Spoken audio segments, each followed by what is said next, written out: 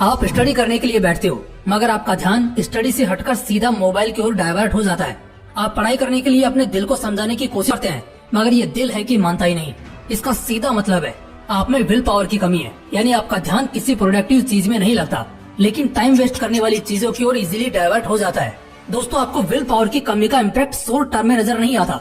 इसका इम्पैक्ट तब महसूस होने लगता है जब आपकी प्रोडक्टिविटी हद से ज्यादा कम हो जाती है।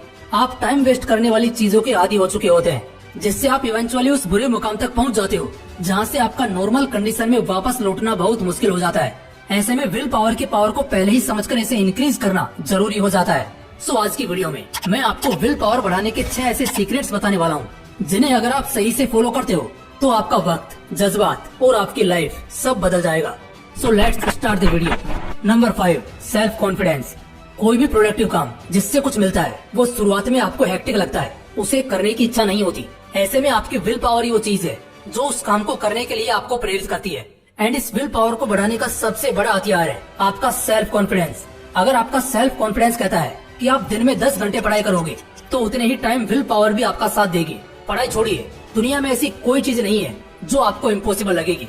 सेल्फ कॉन्फिडेंस आपको इम्पॉसिबल चीज को भी पॉसिबल है कहने पर मजबूर करता है। यकीन नहीं होता तो इनसे मिलिए। ये है अरुणिमा सिन्हा। ये कभी भारत की स्टार वॉलीबॉल प्लेयर थी। इन्होंने 7 बार इंडिया को इंटरनेशनल स्टेज पर रिप्रेजेंट किया था। सब कुछ बढ़िया चल रहा था लेकिन इनके साथ कुछ ऐसा हुआ जिससे इनकी जिंदगी 180 डिग्री बदल गई। एक ट्रेन एक्सीडेंट में इन्होंने अपने दोनों पैर गंवा दिए। इसके बाद क्या हुआ होगा जानते हो? क्या इनके करियर का दी एंड हो गया या पूरी जिंदगी व्हील चेयर पर बितानी पड़ी? जी नहीं, क्योंकि पैर जाने के बाद इन्होंने ऐसे ऐसे कारनामे किए जो लोग पैर होने के बावजूद भी नहीं कर सकते। करने का तो छोड़िए, सोच भी नहीं सकते, लेकिन अरुणिमा सिन्हा ने वो कर दिखाया। दोस्तों, विकलांगता को अपनी वीकनेस न समझ उसे अपनी स्ट्रेंथ बनाकर अरुणिमा ने माउंट एवरेस्ट की चढ़ाई सक्सेसफुली पूरी की। Not only mount Everest, Arunima ने दुनिया के 7 कॉन्टिनेंट्स पर मौजूद 7 सबसे ऊंचे माउंटेन्स को फतह किया और अपना नाम गिनीज बुक में दर्ज करवा दिया। अरुणिमा के इस कारनामे के लिए उन्हें पद्मश्री जैसे बड़े सम्मान से भी नवाजा गया। आपने सोचा कि अरुणिमा ऐसा क्यों कर पाई? क्योंकि उसे अपने आप पर पूरा विश्वास था कि ये वो कर सकती है और उसके इसी सेल्फ कॉन्फिडेंस ने उसके विल पावर को भी और बढ़ाया। Number 4, set the right goal. आपने टीचर से अर्जुन का एग्जाम्पल देते हुए कई बार सुना होगा, लेकिन वो अर्जुन का ही एग्जाम्पल क्यों देते हैं? क्योंकि गुरु द्रोणाचार्य जब कौरव और पांडवों को धनुर्विद्या का पाठ पढ़ा रहे थे तब हर किसी ने अपना गोल गलत चुना। कोई पेड़ कह रहा था तो कोई पेड़ की टहनी। वो अकेला अर्जुन ही था जिसने सीधा पंछी की आंख को अपना निशाना माना और उस निशाने को साधा भी। उसी तरह अगर विल पावर बढ़ानी है या कहूँ की लाइफ में सक्सेसफुल होना है तो सबसे पहले राइट गोल सेट करना इज वेरी इंपोर्टेंट। मान लो आपने गलत गोल सेट किया, तब आपको ना तो उसे पूरा करने में मजा आएगा और ना ही आप में वो एनर्जी होगी जिसकी मदद से आप गोल पूरा करेंगे। अगर आपका गोल सही नहीं होता तो विल पावर का तो पता नहीं मगर आपका गड्ढे में गिरना तय है। इसलिए अपना गोल सोच समझकर सेट करो और ट्राई करो कि गोल रियलिस्टिक हो। Number 3, use 2 minute rule. आप स्टडी करने के लिए बुक तो सामने रखते हो मगर उसे खोलते नहीं। चलो थोड़ी देर टाइम पास कर लेता हूँ, ऐसा बोल के घंटों बर्बाद कर देते हो।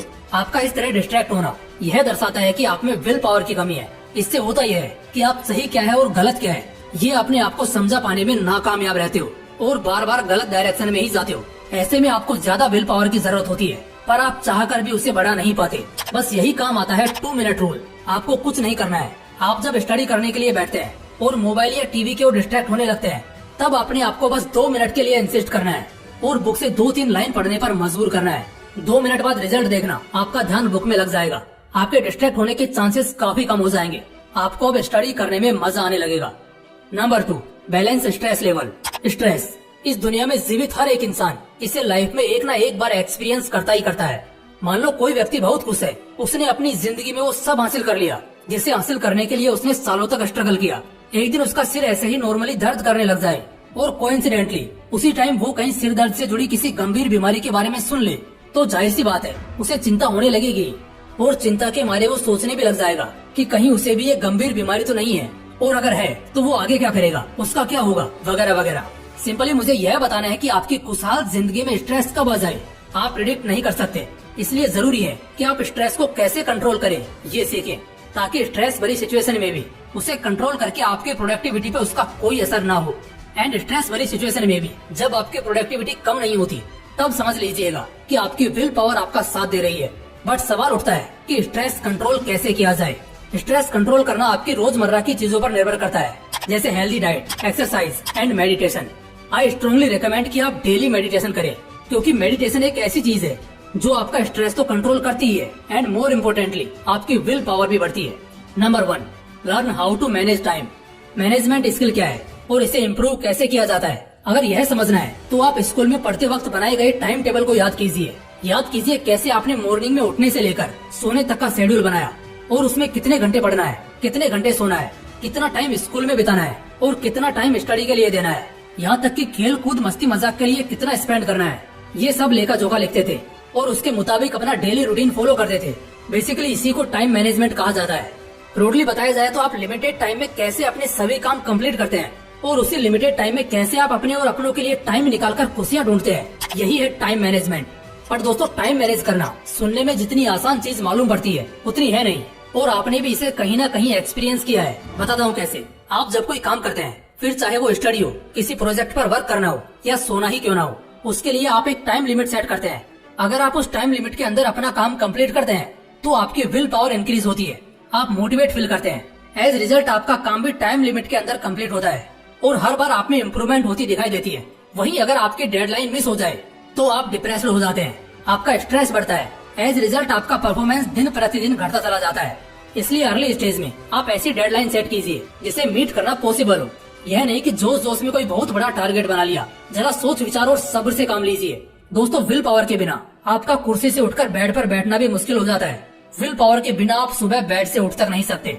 Study, hard work, smart work, ये चीजें तो दूर की बात है। विल पावर के बिना एक सक्सेसफुल और हैप्पी लाइफ इमेजिन करना नामुमकिन है।